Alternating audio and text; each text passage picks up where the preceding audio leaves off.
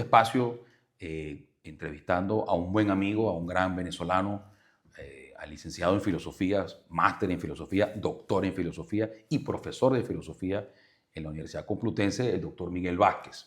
Miguel es un gran venezolano, un buen amigo que tiene un recorrido vital que quiero compartir con ustedes para todos los que están en Venezuela, los que no están en Venezuela, y sobre todo en Iberoamérica, porque vamos a hablar de Iberoamérica. Tenemos muchas cosas que hablar sobre Iberoamérica y sobre un proyecto que ha surgido producto de la preocupación que tenemos muchos de los que hemos estado fuera del país durante mucho tiempo y que hemos visto el desarrollo de la política latinoamericana en todo el contexto de convulso que tiene hoy el mundo y con la influencia nueva de estos últimos tiempos de la actitud de los Estados Unidos hacia Latinoamérica. Hay muchas cosas que hablar y para ello hemos abierto un espacio de reflexión para pensar en la política latinoamericana y por eso quiero compartir con Miguel una primicia, si se quiere, Miguel, de un proyecto que tenemos en las manos que quiero conversar contigo. Eudoro, muchísimas gracias por esta invitación, la verdad. Este es un espacio que seguramente aprovecharás y aprovecharemos para discutir con muchas personas de Latinoamérica, muchas personas que desde España se interesan mucho en Latinoamérica y sobre todo de problemas vitales que tienen que ver con la capacidad que tenemos nosotros mismos para generar espacios de discusión, pero también de realización personal. Miguel, tú diriges un máster en política latinoamericana. ¿Cómo es esa mezcla? ¿Cuántos vienen? ¿Cuáles son los más interesados? ¿Cuáles son los países que más tienen presencia? Bueno, soy parte de la planta profesoral, no lo dirijo, pero soy parte de la planta profesoral del máster en Teoría Política y Cultura Democrática que dirige el profesor Javier Zamora en la Universidad Complutense de Madrid, en la Facultad de Políticas. Es un máster en el que tengo dando clases, si no me equivoco, unos 7 años. Es un máster interesantísimo, no solo por el contenido de las materias, sino por el perfil del estudiante. Hay muchísimos estudiantes latinoamericanos, muchísimos estudiantes españoles se mezclan y es interesantísimo ver cómo, por ejemplo, a propósito de las distintas corrientes políticas latinoamericanas contemporáneas, escuchamos opiniones de estudiantes del norte de México, estudiantes del sur de México, pero también estudiantes de Argentina, estudiantes chilenos y también estudiantes españoles. Esto nos lleva a unos asuntos que sin duda a mí me llaman poderosamente la atención porque nos llevan al problema de la dificultad de traducir los espectros políticos que son parte de la historia política latinoamericana dentro de la historia política española. A veces son incluso hasta intraducibles, pero resulta que los problemas se parecen mucho. Entonces tenemos nuevas generaciones de intelectuales, nuevas generaciones de estudiantes y de políticos preocupados por problemas que tratan de interpretar, como por ejemplo el problema de la vivienda, la energía, el costo de la vida, el empleo, que surcan transversalmente realidades latinoamericanas y también europeas, pero en particular tienen muchísimo que ver con esta historia compartida de comunidades migratorias donde muchos españoles fueron a América, ahora muchos latinoamericanos vienen a España y se encuentran con realidades muy, muy parecidas. Mira, fíjate que, cambiando un poquito el tema, pero que tiene que ver contigo, está de moda en redes sociales que salen personas, bueno, de Venezuela salió un chico que estudió en tal sitio y tal, y entonces ahora resulta que es un gran profesor. En una breve pastilla, oye, tu historia en Inglaterra, los sacrificios que hiciste para obtener tus títulos allí, aquella cosa del banco donde dormías en la facultad, que me contaste cuando fuimos la primera vez, yo creo que esa historia es importante para que entendamos todos cuál es este esfuerzo que estamos haciendo por promover una nueva visión de política de nuestro continente, qué cosas queremos transmitir a las nuevas generaciones, que queremos contarles un poquito que el esfuerzo bien vale cuando se llega a buen puerto. Además, eres profesor en una universidad muy prestigiosa, en una facultad muy prestigiosa, me consta, porque he estado con el director del departamento, con los colegas de Miguel, y tienes tienen alta estima, Miguel, cuéntanos. Pero ese pasaje inglés, esa llegada a la Complutense, ¿cómo pasó todo eso? Mire, primero te agradezco la pregunta porque nadie me pregunta eso. A mí todo el mundo me pregunta cosas académicas. ¿Qué se dice en este libro? ¿Qué se opina en tal lugar? ¿O qué dicen estas corrientes de pensamiento sobre tales y tales problemas? A mí nadie me pregunta esto. Y yo no suelo hablar de este asunto, pero es una historia que llevo en el corazón. Yo soy de Baruta, yo soy del pueblo de Baruta. Yo estudié en el Liceo Parroquial Nuestra Señora del Rosario, de donde han salido personas que llevo en el corazón, gente que ha hecho mucho esfuerzo. Y llevar la filosofía adelante como modo de vida ha sido, por un lado, una cosa muy linda, pero también ha tenido mucho de épico. Mucho de épico. O sea, antes de ser profesor en la Universidad Complutense de Madrid, con un permiso de la Facultad de la Escuela de Filosofía, de la Facultad de Humanidades y Educación de la Universidad Central de Venezuela, yo me fui a Londres. Pero en Londres no tenía trabajo. Allí repartí vouchers de descuento de un restaurante. Y cuando llegué aquí, mientras conseguía empleo, me acuerdo que llevé a Eudoro a la facultad una vez y a mis estudiantes todos preocupados por, profesor, ¿cómo se consigue trabajo aquí? Etcétera. Miren, muchachos, no va a pasar nada. En ese banco que ustedes ven ahí, ahí dormía yo. Yo llegaba de mi casa, daba clases a las 7:15 de la mañana en Fuencarral Pueblo, me devolví a la facultad y caía devastado en un banco. Devastado. Para ponerme a estudiar y después salir en la noche otra vez a dar clase de inglés. Fue duro, pero yo en este momento no siento como que haya sido un esfuerzo imposible, fue un esfuerzo muy humano y mucha gente me acompañó. Yo he de decir que la comunidad de acogida en España fue ejemplar, porque todos pasamos como docentes dedicados a la filosofía, todos hemos pasado por momentos complicados. Todos sabemos lo que es quedarse dormido en la facultad, todos sabemos lo que es tener trabajos que no nos gustan, pero mientras estás en ese trabajo, estás en tu casa leyendo con un placer enorme en la madrugada. Eso ha sido parte de un recorrido vital muy intenso, pero muy bonito. Y también lo interesante es compartirlo, porque otros han tenido recorridos parecidos. Y no te creas que generar una historia de esa experiencia personal te hace único, especial, porque cuando escuchas otros relatos te das cuenta de que de pronto otras personas con otros recursos económicos también la tuvieron muy difícil. Gente que fue perseguida, gente que ha tenido familiares que han ido a prisión de manera injusta y que han tenido que refugiarse en otras ciudades sin conocer a nadie, hacer una vida desde cero. Y a pesar de que uno puede decir, bueno, es que pudiesen tener recursos económicos, eso no vale de nada cuando tú estás totalmente aislado, perseguido, cuando la conexión con tu familia es cero y cuando tienes una amenaza sobre tus hombros. Yo he conocido a estudiantes latinoamericanos, he tenido estudiantes que han venido de México y que por participar como asesores en una campaña electoral les han dicho, sal de México al menos por 1 año o 2, porque es posible que tengas una amenaza encima de ti y de tu familia. Y han tenido que huir. Esto es parte de la realidad latinoamericana. Y bueno, ha sido una historia que podríamos decir, bueno, puedo contarla con mucho placer. Gracias por compartirla. Miguel, y bueno, se nos ha ocurrido de tantas conversaciones, preocupados como estamos como vemos nuestros países, no podemos escapar de Venezuela, que es una realidad que por supuesto nos afecta y nos incumbe a todos porque tenemos nuestros padres, hermanos, amigos, nuestra vida. Yo que más de la mitad de mi vida la hice en Venezuela. Se nos ha ocurrido un proyecto bonito, interesante. Quisiera que nos comentaras un poco sobre esa cátedra especial que vamos a promover en los próximos meses para casualmente entrar a pensar un poco en la política latinoamericana, entrar a pensar un poco en cómo ayudar a que nos formemos más y mejor en los asuntos públicos y sobre todo a esa cosa que yo he escuchado en toda mi carrera profesional, a esa cosa de repensar la política, ¿no? O sea, a cada líder que llega se le ocurre repensarlo todo, ¿no? Entonces por eso estamos hemos repensado tanto que no terminamos de concretar una cosa, nada, ¿no? Entonces, ¿cómo ves tú este proyecto? Cuéntanos un poco qué idea tienes allí sobre eso. Mira, la Universidad Complutense ofrece muchas alternativas para apoyar programas formales, tanto de máster como de grado, y una de esas alternativas que ha ofrecido desde hace mucho tiempo es la de las cátedras extraordinarias. La Universidad Complutense tiene en este momento muchas cátedras extraordinarias en todas sus facultades y el deseo de promover una cátedra extraordinaria en nuestra facultad estaba totalmente orientado a fortalecer todas las corrientes de pensamiento de pensamiento iberoamericano.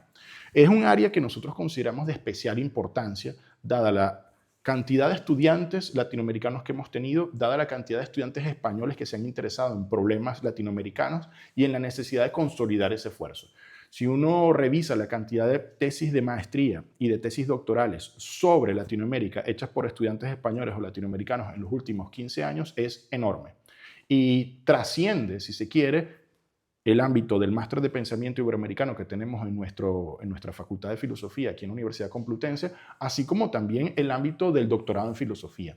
Y el deseo de promover esta cátedra tiene que ver con consolidar el esfuerzo y promover un espacio para la discusión, para que profesores, doctorandos, estudiantes de máster y de grado se reúnan a propósito de temas muy polémicos, pero a la vez muy importantes y que tocan de manera muy directa la vida personal, pero también el desenvolvimiento académico de una comunidad que en este momento es la comunidad de pensamiento iberoamericano que está buscando su espacio.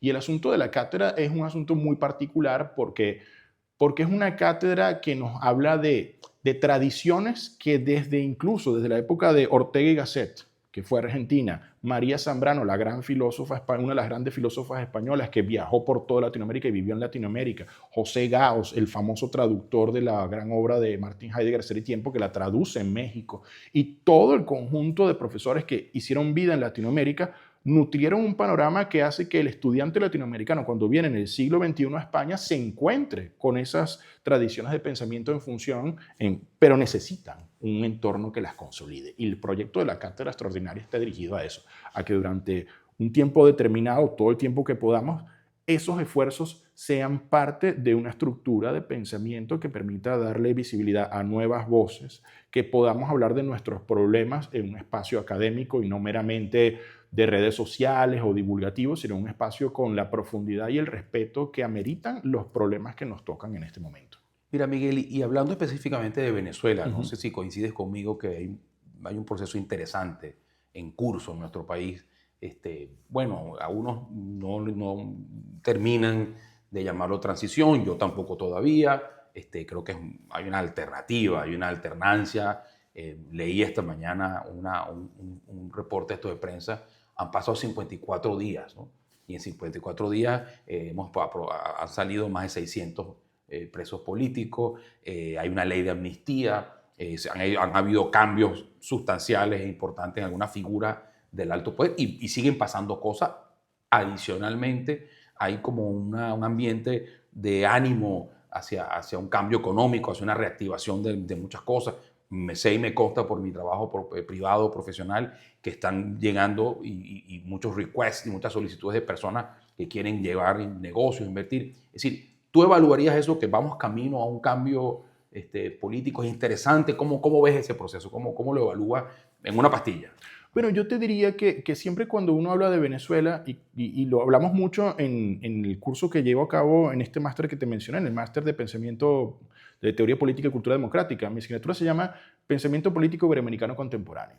Cuando uno llega a esa asignatura, yo les digo, es complejo hablar de la casa en la que vives, porque estás hablando de tu casa, y estás hablando de cómo está tu casa y la gente que vive en ella. Pero el asunto es que el lugar de enunciación del cual hablas de tu casa ya no es tu casa, porque ya has migrado. Y entonces la capacidad que uno tiene de hablar de los procesos que ocurren allí es una capacidad que uno desarrolla intelectualmente, pero a nivel vivencial uno ya sabe que se ha distanciado.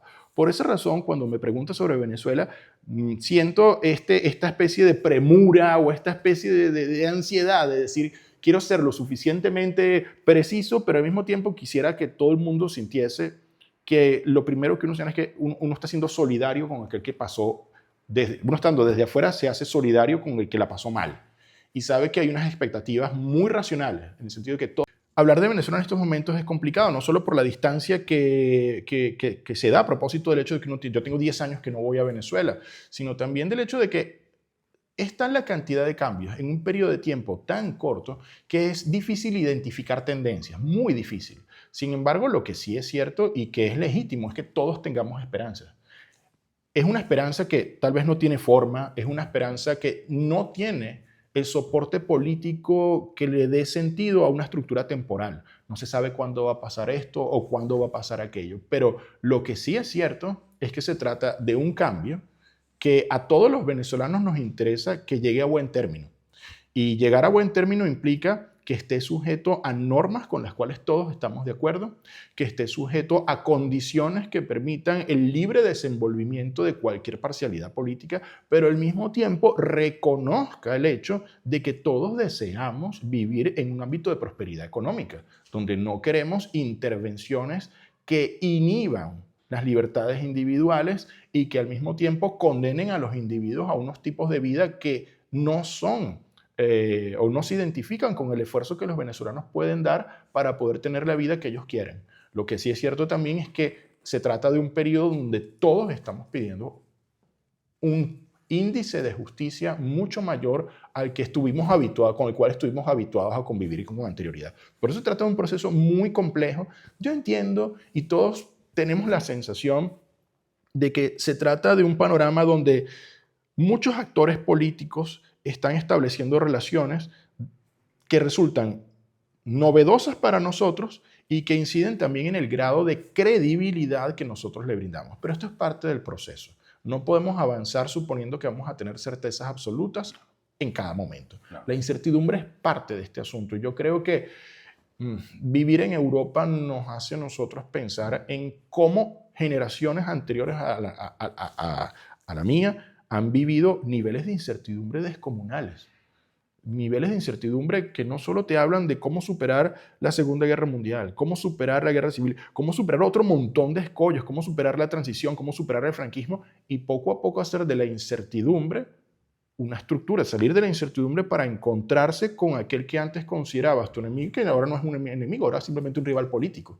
Volver a la integridad social, a la integridad moral, es parte de un esfuerzo que en Venezuela esperemos que se dé, pero que tras 54 días de este proceso que llevó a la extracción de Maduro, hace que nosotros, a veces me da la impresión de que somos demasiado exigentes con nosotros mismos. Preguntas cortas, sobre palabras concretas. Intermediación en política. La intermediación en política siempre es necesaria porque la política no necesariamente tiene cauces formales todo el tiempo.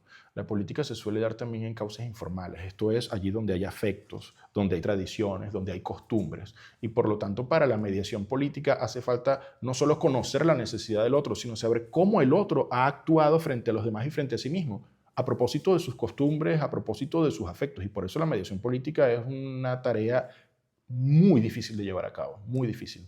Diálogo. Es una palabra que ha sido mal utilizada porque normalmente el término diálogo, sobre todo en Venezuela, ha escondido una letra pequeña.